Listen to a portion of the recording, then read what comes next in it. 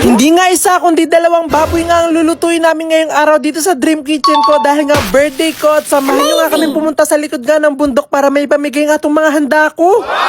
Maagang maaga pa nga lang dumating na dito yung mga makakatulong ko nga para sa lulutuin nga namin ngayong araw kasi maglelechon nga kami ng dalawang buong baboy. Kaya pagdating pa nga lang nila dito ay talagang hinahanda na nga nila yung paglelechonan nila para nga mamaya ituloy-tuloy na kapag okay na nga yung ililechon naming baboy. Gusto ko nga sana na ako nga lang mag-isa maglelechon nga ng dalawang baboy nga na to kaso talagang hindi ko kaya at hindi talaga ako marunong. Kaya talagang nagtawag nga kami dito sa amin nga na magaling nga na maglelechon para nga talaga maayos nga yung paglelechon nga namin kasi talagang dalawang baboy nga yun. At habang inaanda pa nga nila yung mga ilalaman nga sa loob talagang pinapalingas na nga nila dito yung mga paglalagyan nga ng ililechon natin. Natuhog na nga rin tong ililechon nga natin kaya inumpisa na nga namin na ilagay nga yung mga pampalasa dito nga sa loob nga ng baboy. Katulad nga nitong tanglad talagang dinamihan ko nga talaga ilagay nga nito kasi gusto ko nga yung aroma nga nito kapag nga talaga nasa lechong baboy siya. At pagkatapos nga namin may ilagay mga pampalasa umupo nga muna nga ako dito saglit para manood ka ng anime na pinapanood ko dito sa Lukluk. Dumaan nga lang kasi sa newsfeed ko itong anime nga na to. Talagang hinanap ko siya kung saan saan kaso hindi ko siya mahanap at talagang dito ko nga lang sa Lukluk na hanap. At hindi nga lang mga bagong anime yan pwede mo mapanood ng libre dito sa Lukluk. Pwede mo nga rin mapanood dito yung mga bagong American movie, K-drama at marami pang iba.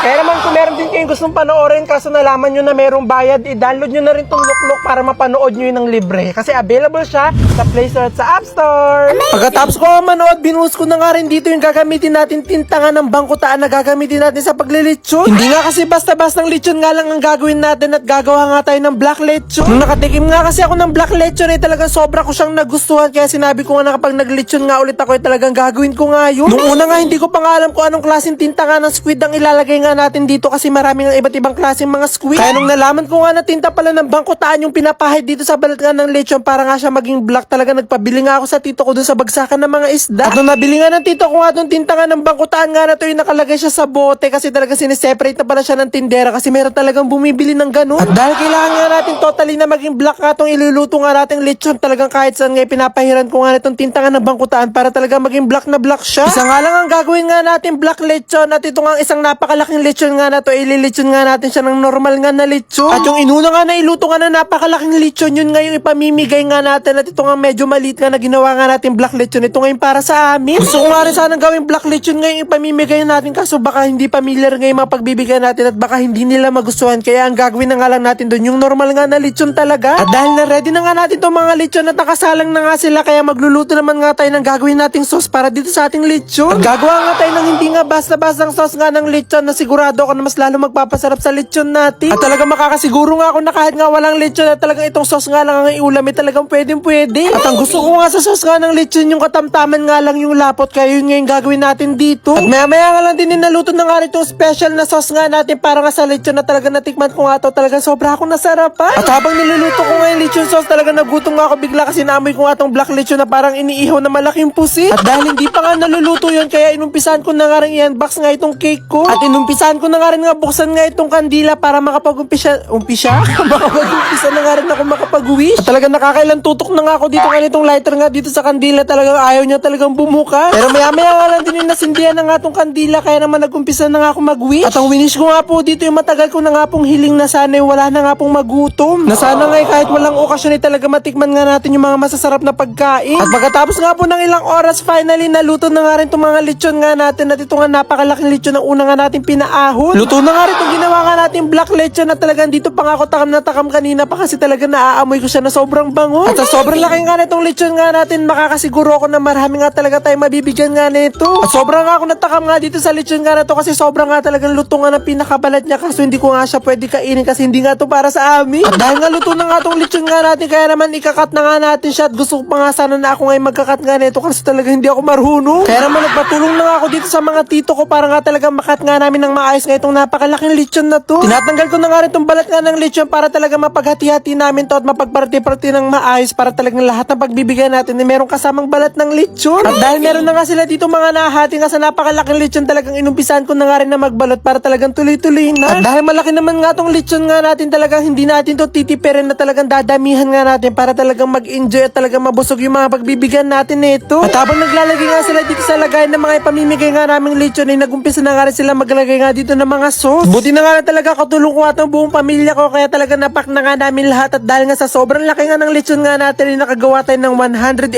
pieces na meal. Ganun nga marami ang mabubusog nga natin ngayong araw, kaya dali-dali na nga rin kaming bumiyahe para nga makapunta nga doon sa pagbibigyan natin. Pupunta nga kasi tayo sa likod nga ng bundok kasi doon nga natin pamimigay nga itong mga handa ko nga ngayong birthday ko. At talaga naman pahirapan nga kami sa daan nga papunta nga doon kasi sobrang sikip, tapos meron pa nga kaming part na nasasadsad ngayon sa sakyan nga namin dahil nga meron mga sira-sirang daan. At talagang natatakot pa nga ako kasi talaga palubog na ngayong araw at baka ma-stuck nga kami dito sa daan. First time ko pa nga lang makakapunta nga doon sa pupuntahan nga natin ngayon, kaya talagang excited na nga ako ipamigay itong mga naluto nga natin na handa ko. At maya-maya nga lang din nakarating na nga rin kami dito, at nung nakita nga kami ng mga bata nga na naglalaro nga sa gitna ng bukiran, talagang dahil sila nagtakbuhan papalapit dito sa amin. At talagang sobrang nga rin nakakatuwa kasi talagang sinalubungan nila kami na nakangiti at talagang tuwan-tuwa. Kaya naman hindi na nga kami nagpatumpik-tumpik pa at nagumpisa na nga rin kami ipamigay nga itong mga dala nga namin pagkain. At buti na nga lang talaga malaki nga yung lechon nga natin, kaya marami tayong nabalot nga na pagkain at makakasiguro nga ako na mabibigyan nga natin silang lahat at matitikman nila yung handa ko nga na lechon. At talagang hanggang ngayon hindi pa rin nagsisink in sa akin na nangyayari na nga lahat na to na dati pangarap ko lang. At medyo nangingiyak-ngiyak nga ako kasi pangarap ko lang dati na magkaroon nga ng lechon tuwing birthday ko, tapos ngayon talaga nagbibigay na tayo ng lechon. At talagang lagi ko po itong sinasabi sa inyo, talagang maraming salamat po sa walang sawa nyo pong pagsuporta sa akin, kasi kung hindi dahil po sa inyo hindi po tayo makakapag-share ng mga ganito. At maya ka lang din nabigyan na nga natin silang lahat at talagang sobrang saya ko nga kasi matatapos ngayong birthday ko na marami nga tayong napasaya at nabusog. Amazing! Ma, pupunta na po ako sa palengke ha.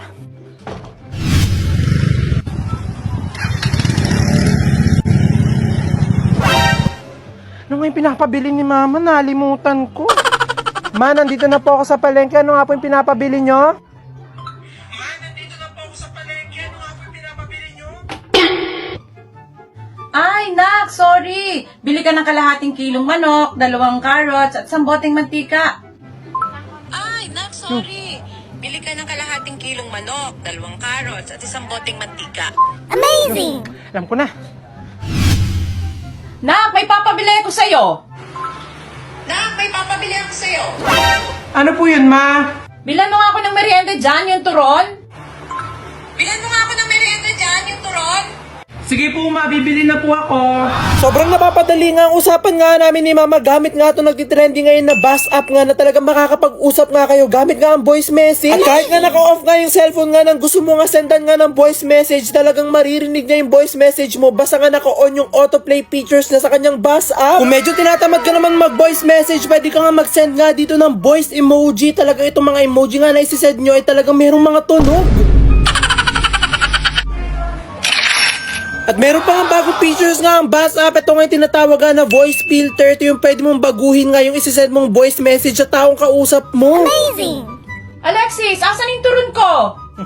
Alexis, nasan yung turon ko? Ay, nga pala yung turun nga pala ni Mama.